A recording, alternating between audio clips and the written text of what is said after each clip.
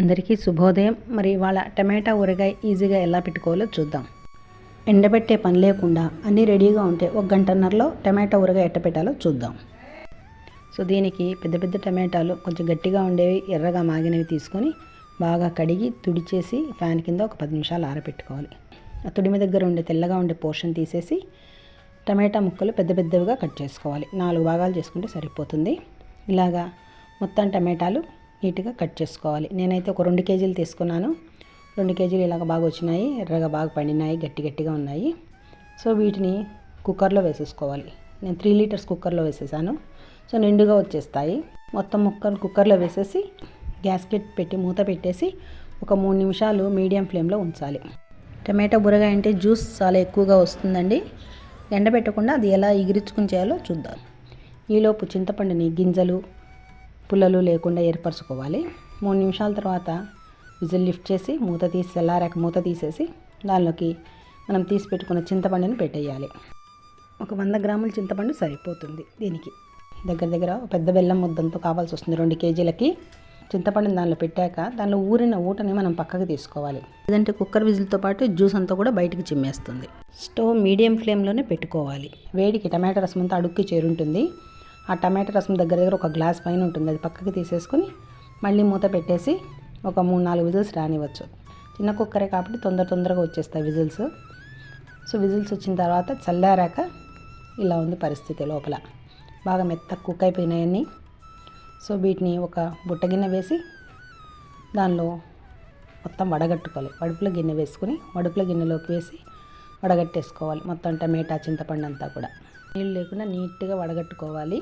బాగా నీళ్ళంతా పోయాక వడగట్టుకున్నాక ఈ టమాటా చింతపండు మిశ్రమాన్ని ఫ్యాన్ గాలి కింద ఆరబెట్టుకోవాలి.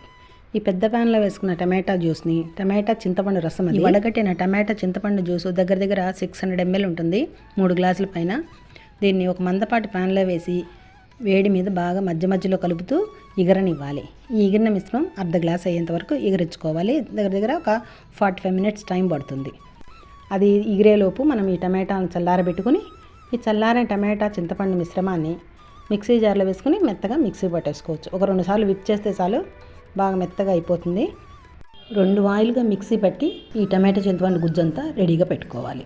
ఇలాగ వచ్చేస్తుంది టమాటా మిశ్రమం అంతా చక్కగా సాఫ్ట్గా ఉంటుంది. ఎంత బాగుంటుందంటే అంత బాగుంటుంది. మనం ఎండబెట్టాల్సిన పని లేదు. ఎక్కువసేపు ఈ మిశ్రమాన్ని ఉడికించుకోవాల్సిన పనిలే. ఈ రసాన్ని ఒక్కదాన్ని మనం ఎగరబెట్టుకుంటే సరిపోతుంది. చూడండి, ఎగిన రసం ఇలా వచ్చేస్తుంది. చింతపండు టమాటా గుజ్జు ఇది ఒక అర్ధ గ్లాస్ దాకా వచ్చేసింది. ఇది కూడా ఆఫ్ చేసేయాలి.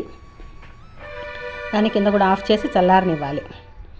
ఈలోపు ఒక బాణలిని వేడి చేసుకుని దానిలో 250 ml ఆయిల్ వేసుకుని 1 టేబుల్ స్పూన్ ఆవాలు 1 టేబుల్ స్పూన్ జీలకర్ర వేసి అవి చిటపటలాడగానే స్టవ్ ఆఫ్ చేసేసి ఎండుమిరపకాయ ముక్కలు 1 టేబుల్ స్పూన్ ఇంగువ వేసేసి ఒక్కసారి బాగా కలిపేస్తే బాగా మిరపకాయలు వేగిపోతాయి.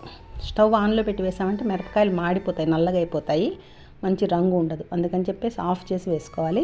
ఆఫ్ చేసి వేసాక ఈ మిక్సీలో వేసి పెట్టుకున్న టమాటా మిశ్రమాన్ని దానిలోకి వేసేసి దీనికి అర గ్లాస్ ఉప్పు వేసుకోవాలి. సాల్ట్ ఎండబెట్టి మిక్సీ పట్టిన రాళ్ళు ఉప్పు ఇది ఒక అర్ధ గ్లాస్ వేసుకోవాలి.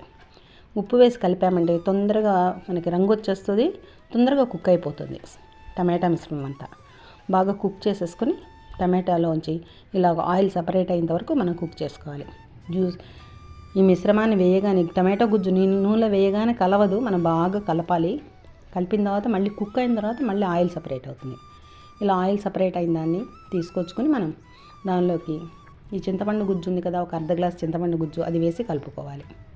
కలుపుకొని చల్లారనివ్వాలి. చల్లారిన తర్వాతనే మనం మెంతిపిండి ఆవపిండి కారం వేసుకోవాలి. నేను ఈ ఊరగాయ సీజన్ లాగానే చక్కగా మెంతులు వేయించేసుకుని ఎర్రగా పొడి కొట్టి పెట్టుకుంటాను. అలాగే ఆవాలు కూడా ఎండబెట్టేసి మెత్తగా పొడి కొట్టుకుని 2 సపరేట్గా సీసాల్లో వేసి పెట్టుకుంటాను. ఇప్పుడు ఊరగాయ పెట్టుకోవాలన్నా ముక్కల పచ్చడి పెట్టుకోవాలన్నా రెడీమేడ్గా ఉంటుంది కాబట్టి వాడేసుకోవచ్చు. బాగా చల్లారాక దీనిలోకి 1 గ్లాస్ ఎండు కారపొడి, 2 టేబుల్ స్పూన్ల మెంతిపిండి, 1 టేబుల్ స్పూన్ ఆవపిండి వేసి 2 టేబుల్ స్పూన్ల పసుపు వేసి బాగా కలపాలి. 2 కేజీల టమాటాలకి అర గ్లాస్ అంటే 100 గ్రామ్స్ సాల్ట్, 200 గ్రామ్స్ కారం సరిపోతుంది. 2 టేబుల్ స్పూన్ల మెంతిపిండి, 1 టేబుల్ స్పూన్ ఆవపిండి, 2 టేబుల్ స్పూన్ల పసుపు వేసి ఆ మిశ్రమం అంతా కూడా బాగా కలుపుకోవాలి, చక్కగా మొత్తం కలిసేలాగా. ఇలా కలుపుతూ ఉంటే మొత్తం కూడా సాఫ్ట్గా అయిపోతుంది. కలిపిన మిశ్రమాన్ని కాసేపు చల్లారబెట్టి తర్వాత మనం బాటిల్లో వేసుకొని చక్కగా గాజు బాటిల్లో వేసుకొని మూత పెట్టుకోవచ్చు. బయట కూడా నిల్వ ఉంటుంది. మనకి రంగు మారిపోకుండా ఉండాలంటే ఫ్రిడ్జ్లో పెట్టుకున్నామంటే ఎన్ని రోజులైనా నిల్వ ఉంటుంది. టమాటా ఊరగాయని గాజు జాడీలో వేసి మూత పెట్టుకోవాలి. దీనికైతే ఒక పెద్ద బాటిల్కి వచ్చింది, ఒక రవ్వ మిగిలింది. ఇలా వేసి మూత పెట్టేసుకున్నామంటే నెక్స్ట్ డే మార్నింగ్ తీసామంటే చక్కగా పైకి నూనె తేలి ఉంటుంది బాగా. చూడండి కలర్ ఎంత బాగా వచ్చిందో, కలరు సాఫ్ట్గా ఉంటుంది పచ్చడి. మా పిల్లలు అయితే బాగా ఎంజాయ్ చేస్తారు. టమాటా సీజన్ వస్తే టమాటా పచ్చడే ఇంకా మరి. చూడండి ఎంత సూపర్గా ఉంటుంది, టేస్ట్ కూడా ఎమ్మి కమ్మగా ఉంటుంది. ఉప్మాల్లోకి, ఇడ్లీల్లోకి అన్నిట్లోకి వేసుకుని తినచ్చు. పెరుగు అన్నంలోకి అయితే ఇంకా సూపర్గా ఉంటుంది. మీరు ట్రై చేయండి. మీ ఫీడ్బ్యాక్ని డిస్క్రిప్షన్ బాక్స్లో తెలియజేయండి. Thank you. ఈ వీడియో మీకు నచ్చితే లైక్ చేయండి, షేర్ చేయండి, సబ్స్క్రైబ్ చేయండి. Thank you.